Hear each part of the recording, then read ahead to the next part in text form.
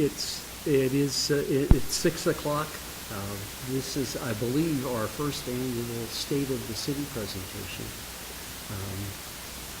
For those of you who don't know me, I'm Harvey Crowder. I'm the mayor. It's my pleasure to have been appointed by the City Council in July of this year.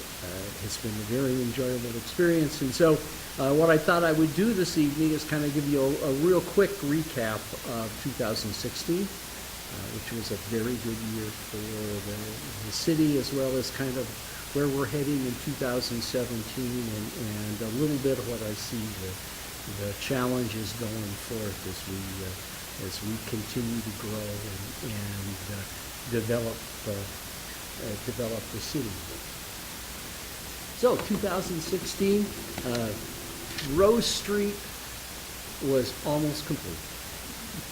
2 years, $15 million, lots of headaches, but essentially we have a new paved surface from Myra Road to Highway 125, and beautifully arranged with street lights and street trees, and 3 new stoplights, 2 hawk lights, which are the subject of great controversy, but I believe we have a great presentation for the city as we move forward. And I'm really looking forward to the summertime when those new street trees start to bud out along with our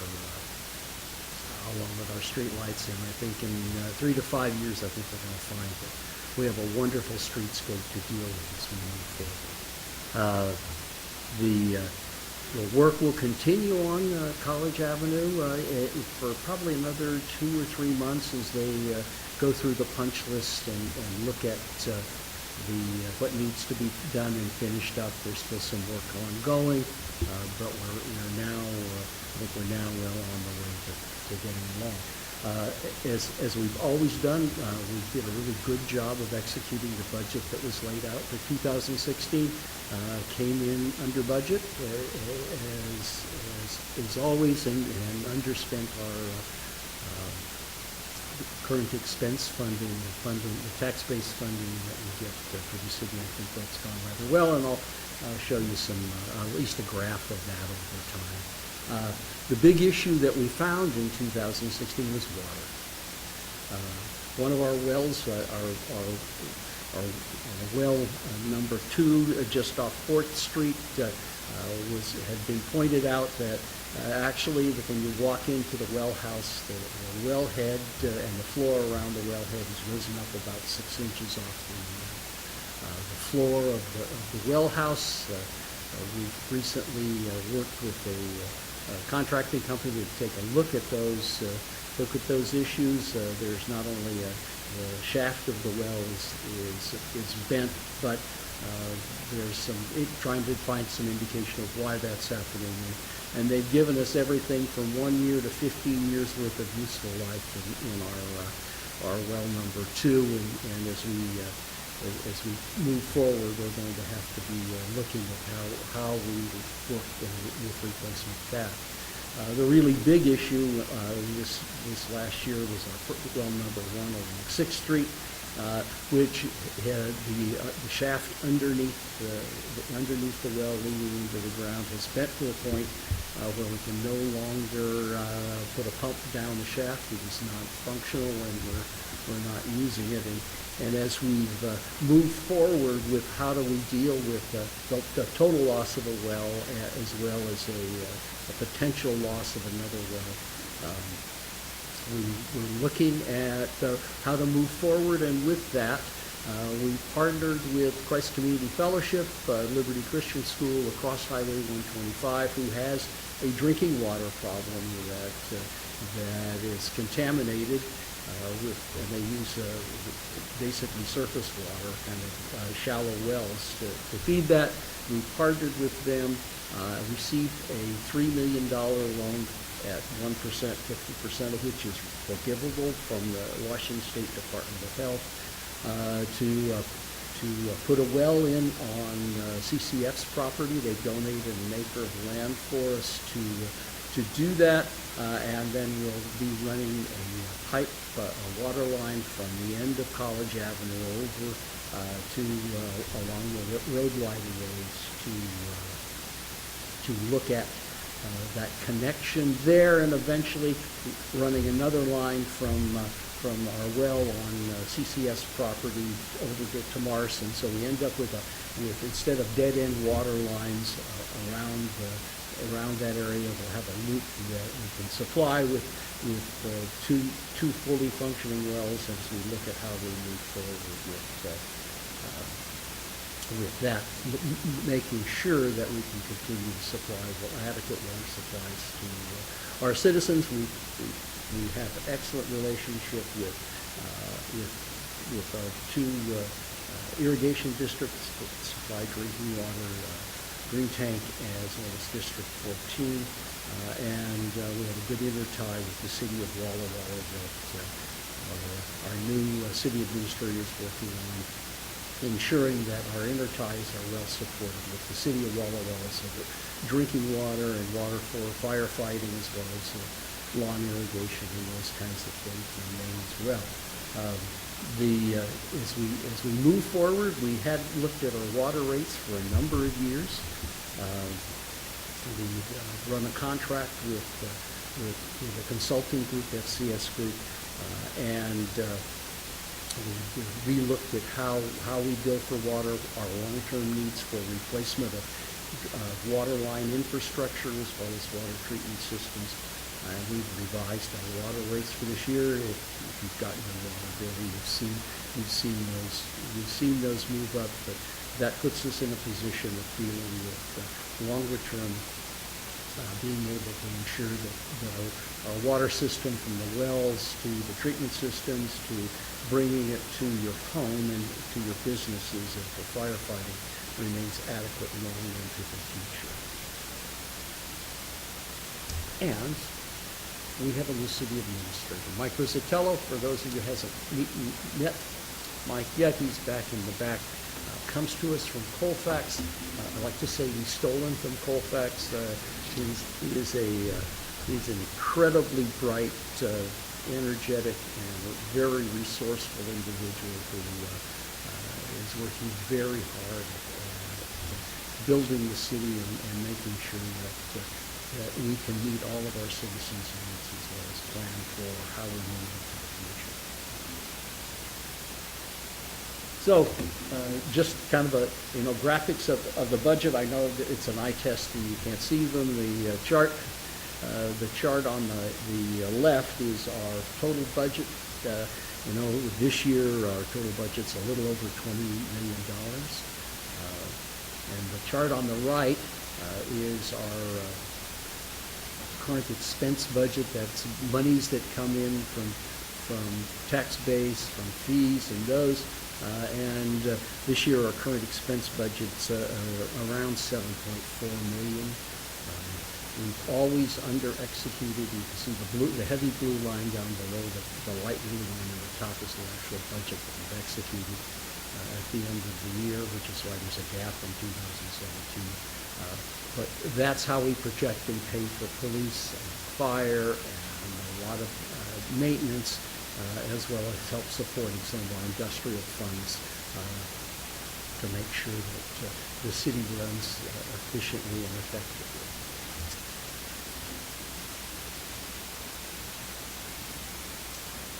Now, budgets are always interesting, and I have two slides that I've thrown up here, and the only reason I showed this is to really show you how complex the budgeting process is for the cities. There's two bars here, one for 2016 and 2017, but we're trying to meet a lot of needs across the boundaries of the cities that we provide, as well as making sure that we have reserve funds in case we have an emergency that we really need to get into to be able to do that. So that's kind of, this is kind of looks like where the things are proposed. And funds come from a whole variety of sources.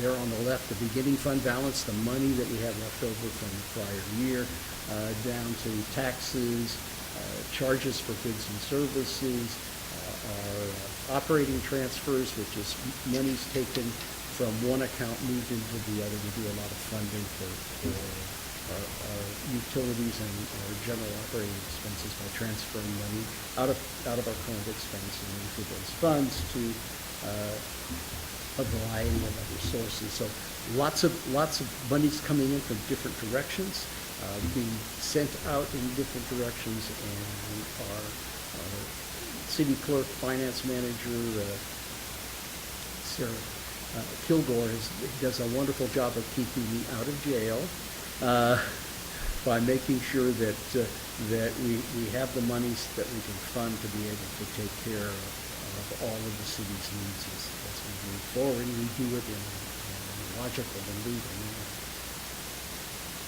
So what's going on for 2017? One of the things that we're focusing on is economic development for the city. The first item there, Buxton, is a company that does business recruiting. We signed a 3-year contract with Buxton, who's gone out, taken a look at the demographics not only of the city of College Place, but the surrounding commuting area all the way from Pendleton to Dayton, and then lines those demographics, the kind of the commute, the traffic patterns between there, and goes out and looks for businesses that are interested in doing business in this size of area. They've gone out, they've developed that, they've developed a kind of a list of national companies that are interested in the economic areas that we have, and as we move forward, we'll be going out, meeting with those companies at a variety of venues that Buxton sets up for us to look at College Place as a place to do business and a way for us to bring them into our community. Along with that, we've established an Economic Development and Tourism and Events Commission, a group of local business people and citizens who are looking at what kind of other businesses do we want to bring in, how do we want to attract business here, how do we deal with tourism, what kind of events do we want to sponsor as a city or co-sponsor as a city to go forward, to be able to look at how do we develop and continue to fund and be able to grow and still be able to maintain the small town atmosphere that we all really love so well. While we don't have a large number of lodging facilities in the city, we do have a small lodging facility at the university and about 10 vacation rentals by owner Airbnb kinds of facilities in the city. We're actively going out to look at recruiting additional lodging facilities, and then to help support the economic development and events kind of activities. We've instituted a lodging tax to provide money to support events, to help attract and maintain the city, doing things like bringing back the various parades that we've had, the Veterans Day Parade, the kinds of activities like that. I guess there was a summer fun event that we'd like to start bringing back to be able to bring people into the city and be able to show off what I think is a beautiful small community and a great place to be. All of that is going to require a lot of planning. And you see kind of a shopping list of planning that's going to be going on over the next couple of years as we move forward. We're in the process now working with the consultant, and we will be starting in April a series of strategic planning meetings with the City Council, looking at where the City Council wants to go, helping the city staff make the council's desires to move in what direction to move in and take those forward. Part of part of the strategic planning work will follow into our 10-year comprehensive plan for the city. It is a plan that's mandated by the Washington State's excuse me, Growth Management Act that looks at how we structure the city, where we place housing, commercial development, how we deal with parks, how we deal with a variety of planning and growth activities around there. And that's a plan that we'll be working on along with the city's planning commission and the city council that we must have in place by July of 2018. So about an 18-month process to put the comprehensive plan together, to be able to look at where we're going in the next 10 years. One of our initiatives that we brought forward this year is something called Complete Streets, taking a look at how do we make our streetscape supportable to various modes of transportation, not just automobiles or not just walkers, bicyclists, somebody's requested skateboarders and horses, but how do we make our streets usable, attractive, and amenable for all uses, so we get people out of their cars and onto our 10-foot wide sidewalks on College Avenue, and bring people into our developing downtown area and really highlight some of the beautiful places that we've got here in the city. Our two parks, our beautiful Main Street, and make that worthwhile. To help people get around, we're working with the Rural Communities Development Initiative at Washington State University, looking at how do we put up street signs or wayfinding signs to let people know how to find the various amenities within the city, as well as they're also going to be looking at what kind of design criteria do we want to set up for College Avenue so that we regain that small town, downtown look along the street and provide a mix of housing, of business, of restaurants, and make it a real attraction for people to come downtown and live and walk and work. While the city's only been incorporated since 1946, we've been around for a long time. Built around Walla Walla College, put here in 1892, and as we looked at how do we help support that maintaining the history of the city and the attractiveness, we're working on a historic preservation ordinance.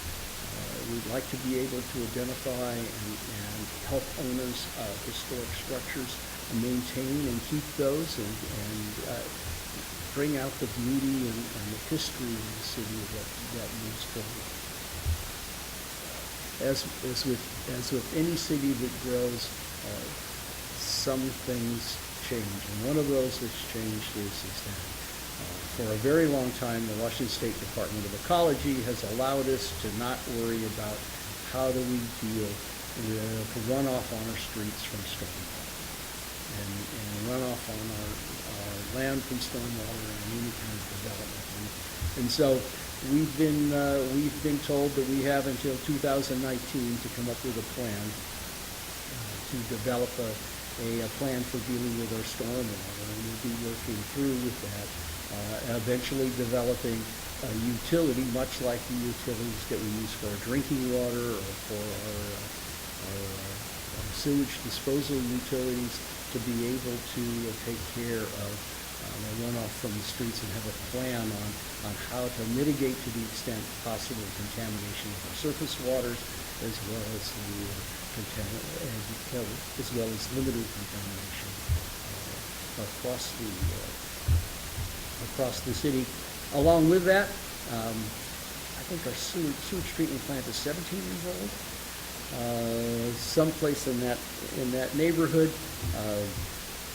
we've been told that our way of currently operating, and if you don't know, we have a forest here kind of southwest of town that our sewage treatment plant treats, and then we put that water on there to help grow some poplar and as well as some forage crops that are there. And we've been told that that may no longer be adequate, and we're having to look at how do we deal with our sewage treatment plant, and how do we fund that those options of disposing of our wastewater that we're no longer going to be able to discharge at least a part of the year into Garrison Creek. We're going to have to be able to take a look at a different way of doing business. And so as we did with our drinking water rates, we'll be looking at our sewer and sewage treatment rates to make a determination of how to best go forward, maintaining and upgrading the system as well as the long-term utility maintenance. We have great intergovernmental relations. I would like to recognize Commissioner Jim Duncan from Walla Walla County. We have great relations with the city of Walla Walla, the county, as well as Milton Freewater in Oregon, the other kind of quasi-governmental entities like a metropolitan planning organization, working well together to provide that city, and I think both Mr. Rizzatello and I have worked fairly diligently in reaching out and making sure that we maintain those good relationships, because as we grow, as we change, as the county grows and change, as the city of Walla Walla grows and change, we all are very interdependent, and we need to be able to work together to have a city that works. And I'm very pleased with the work that's been done in the past, and looking forward to more work in the future.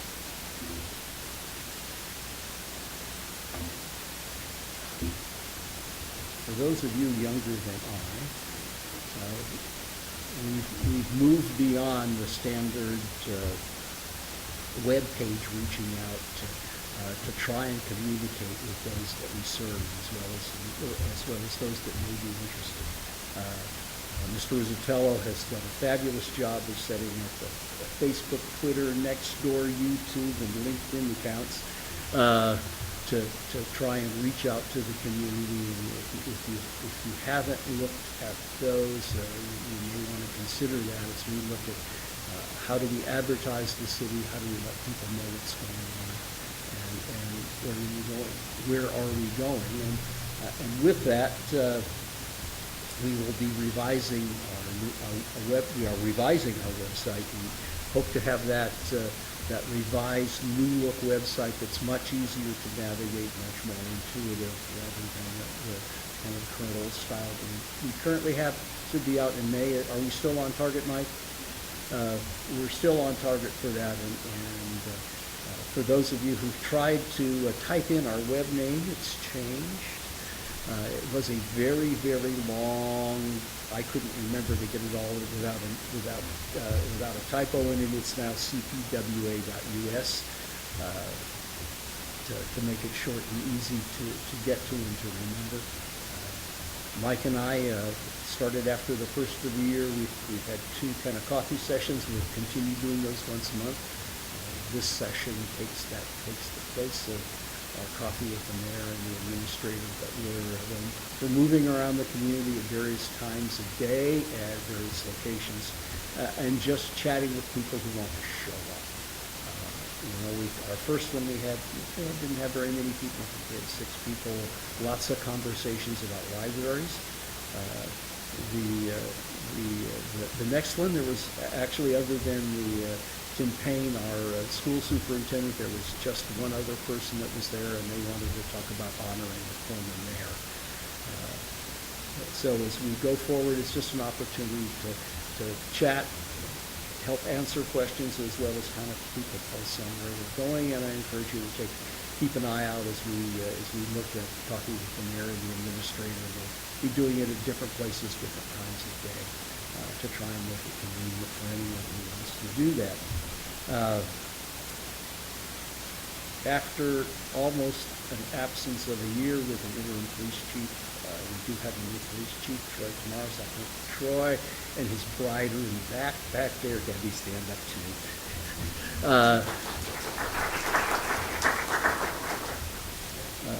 Troy comes to us from the Washington State Patrol.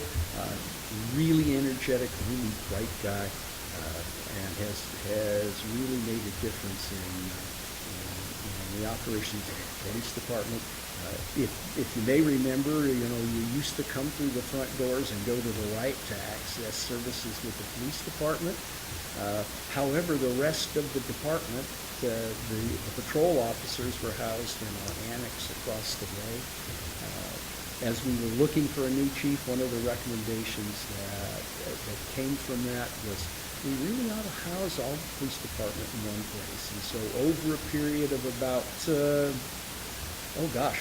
months, we slowly moved the folks that were in the annex, our engineer, our planner, our building officials, and our public works director from the annex over to the former area in this building where the police were, and then moved the chief, the two sergeants, and the detectives and the clerks from this building over to the annex. And so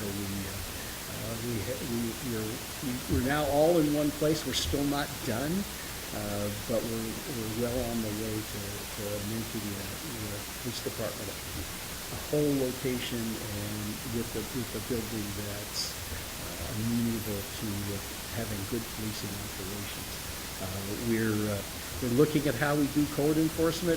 Many of you have driven around, and we do have some problems with the appearance in some parts of the city, with debris building up, with kind of unauthorized activities going on.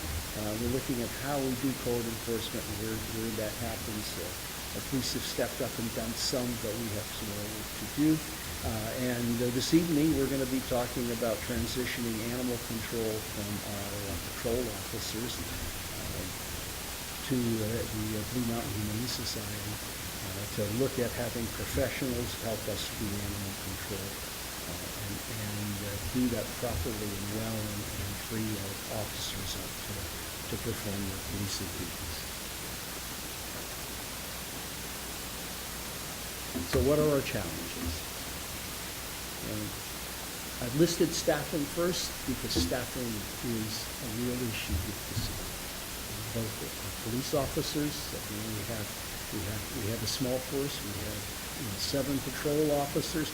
That's about the staffing you need. You have one person on the streets 24 hours a day, 7 days a week. And it's not adequate. A city of our size needs to have about 12 officers to be fully functional. That's $500,000 bill right off the bat. So we're looking at how we deal with that.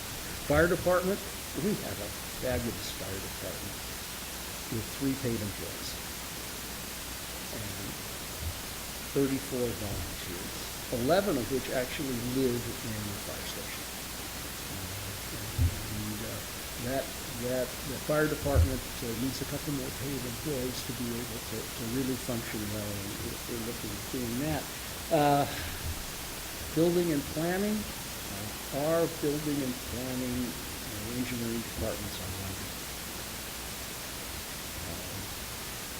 And as we look at how do we operate efficiently, effectively, when someone gets sick or goes on vacations, we essentially come to a halt because we have one engineer, we have one planner, we have a facilities person who helps out with building, and one building official, and a public works that is about as lean as we can get and still be able to be able to work on our roads, to be able to take care of our water system, to be able to take care of our sewage system.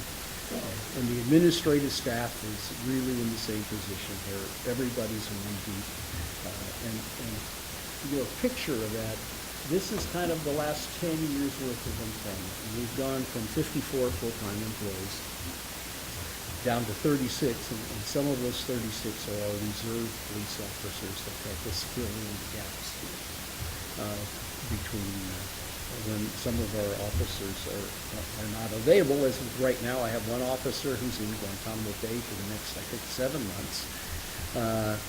Who's a Navy reservist in Guantanamo Bay. I have 2 officers at the Washington State Police Academy in Burien. That's a 5-month stint across the state. They go over on Sunday afternoon and come back Friday afternoon. And while we'll be fully up to staff when everybody returns, we will continue to have some people retire. One officer, in fact, he's been with the force here for 44 years, and they'll be retiring soon. So we'll continue to have challenges as we move forward. But the city's operating on a pretty tight budget as far as personnel. This is just I know that I wanted to show you kind of where the police staffing is. We're at, right now with 7 patrol officers, 2 sergeants, a detective, and the chief. Those are commissioned and 2 support people, trying to keep all of the information together and going. And they're doing well. And well, if you look at the chart on the right, the budgeted numbers in the past are higher than were actually there. 2017, we tried to actually budget to staff,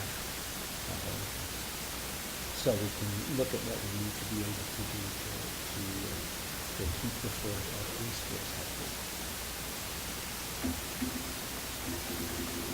Budgets are always a challenge. There's always more needs than there are. We have our equipment replacement funds are less than we need to. We're working hard at bringing our equipment replacement funds up so that when one of our pieces of heavy equipment or automobiles is either no longer useful or is broken and needs to be replaced, we have the funds available to go out and do that, rather than having to come back to you for a bond for a $500,000 sewage sucker or a new fire truck. We're building a reserve account to be able to replace that equipment. We've got some biggies along the way that we're going to need to do soon with dump trucks and some other pieces of heavy equipment that we use on the way. We have, for the most part, great streets in the city. And if you tried to drive in our neighboring city over the river, you found lots of cross tubes and really some significant potholes along the way. And we don't see a lot of that here, and that's because our public works folks have done a fabulous job of keeping up with roadway maintenance. But we're doing that with current expense funding, nothing dedicated, and depending on how those the current expense funding goes, what the other needs are, roadway maintenance can become endangered, and we're looking at ways of trying to be able to deal with that. We'll be talking later this spring. We've talked already, and we'll be moving further along to something called the Transportation Benefit District that allows us to dedicate funds solely to maintenance and upkeep of our roads.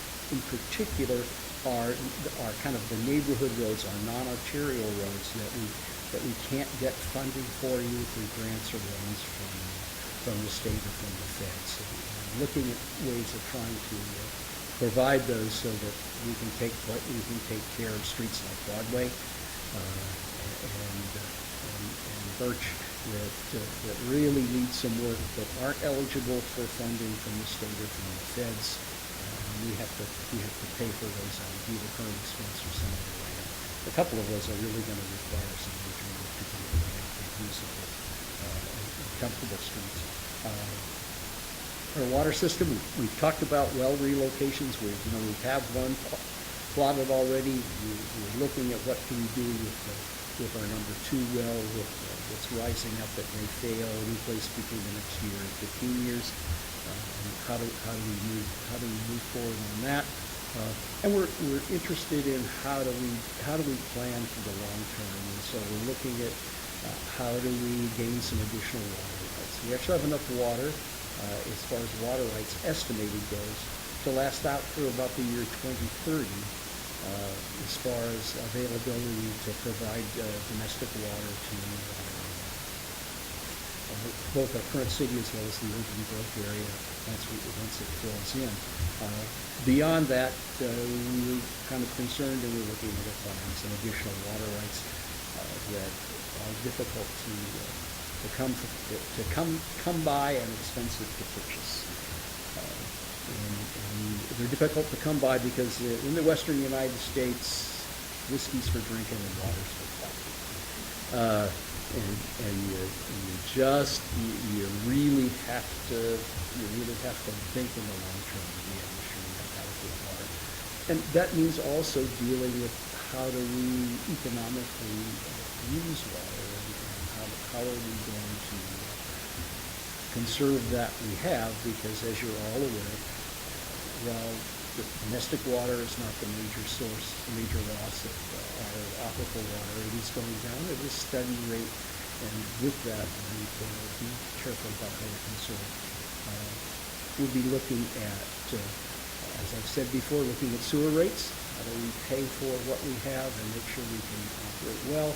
And eventually, we'll be looking at how do we pay for the requirements for us to deal with our Department of Ecology mandated stormwater utility. That will be moving water from going onto streets and into various surface waters here into some kind of stormwater mediation, whether it's swales in the surface that allow water to absorb back into the ground, or some other system, so that we meet the requirements for safe and clean surface water. So, what's the state of the city? City motto is a great place to call home, and it is indeed a great place to call home.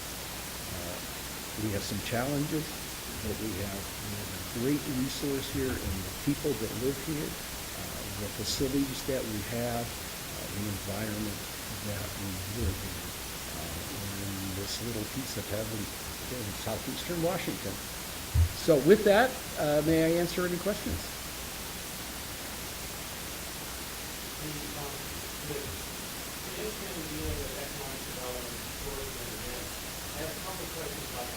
How does that sort of feed with existing entities in the valley that address the businesses of Walla Walla and the economic program for Walla Walla? Well, I'm glad you asked that, because they're on the commission. So we tried to tie our future and economic development to those entities that are already there, and then being able to focus those on our city. So that we have a real sound basis for growing the rest of the year.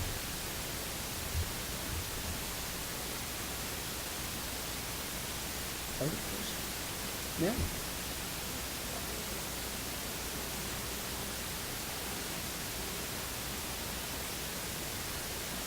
That's correct. Well, it's only money, and sad but true. The cost of doing business, especially the cost of personnel, especially benefits for personnel, continues to rise. And while our current expense has risen slowly, we've not been able to keep up with all the demands that's there. One of the things that we will be trying to do, for instance, using a transportation benefit district for road maintenance, will free up some current expense funding that allows us to put monies back into personnel, in particular public safety personnel. And we continue to have to look at how do we support our planning, our engineering, the building officials that we depend on so much for safe streets and well-designed and constructed facilities and well-laid out cities. And we're going to have to look at how do we deal with those. And that's over time. Some of that comes with economic growth. You know, I'd like to have a Fred Meyer and a Costco, and a lot of our problems would go away. The traffic would be horrendous, but the tax really helps. And so as we try and balance that out, looking at being able to pay for equipment, being able to fund the personnel that we need, and that's one of my and Mike's priorities, is looking at that in the long term. Public safety is probably our biggest priority, but other than that, you know, we're all one deep. We can no longer continue to shrink and be able to provide the services that we need to.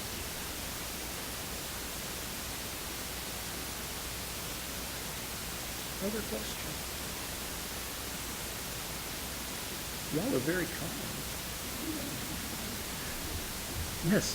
Looking at revenue, you spoke about reviewing various types of fees in different areas of interest.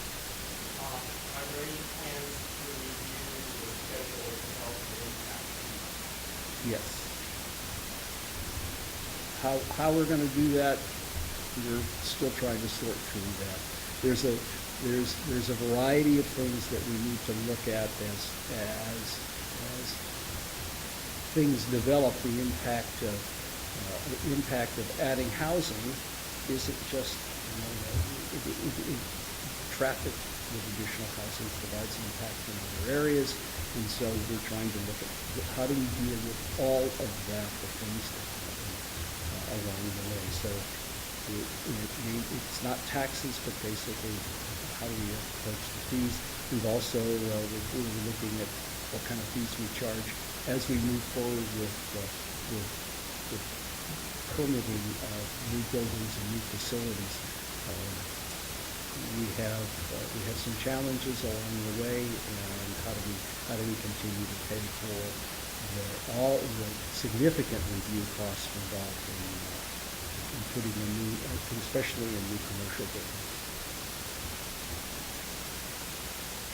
But trying to balance that with, you know, if you get too expensive, you're not very attractive.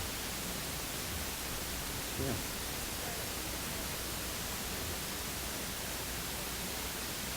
Oh, I left that off. I'm sorry. You didn't miss it? I forgot. So, we are looking at how do we, how many of you have driven down 4th Street or Academy? Yeah. 4th Street is an interesting street. Periodically lots of traffic, some foot traffic along the way, and not right now.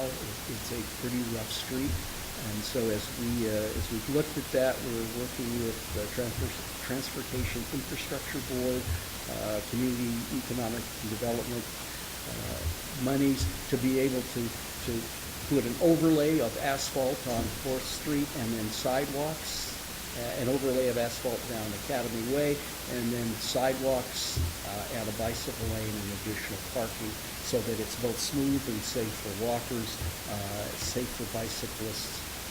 Working with the university would like to add some enhancements along the way, perhaps some additional street lights on the athletic field side of 4th Street. Parking is a problem in the area, and we're working on that. C Street, we're looking to rebuild C Street from Larch to College, and it's a complete rebuild. It will be much like we've done with College Avenue and Rose Street. We're pulling everything out underneath it, but within all new sidewalks there. And the challenges there is just the challenge of money. Timing and money, being able to adequately have enough in reserve, because we always have to chip in some local money, but making sure that we get adequate funding from the infrastructure board, from economic development, to be able to put those together in a way that we can do it quickly, do it well. We have essentially C Street is is a major arterial connector from Myra all the way to College. Part of it's really well done. Part of it is just like driving down a rutted country road. Some sidewalks, some not. And so that's we're working the same with. Those are probably the two next biggest street projects that we'll do with external funding. And then try and work on our neighborhood streets as we move to maintain those. Pardon? Well, we were looking at starting 4th Street this year.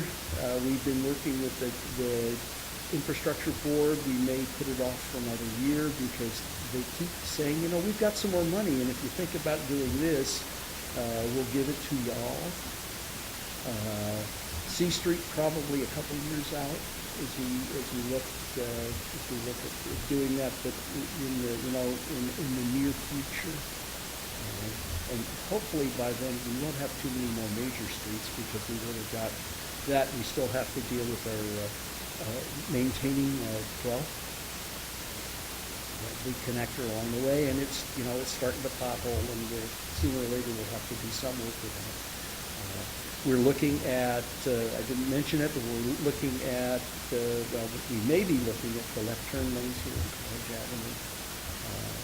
That's been a source of some controversy because on-street parking is about 70% less than it was.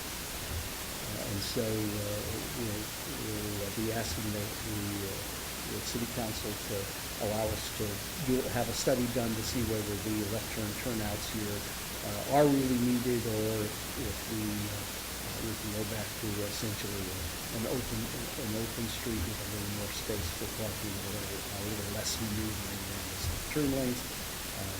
We'll just have to see.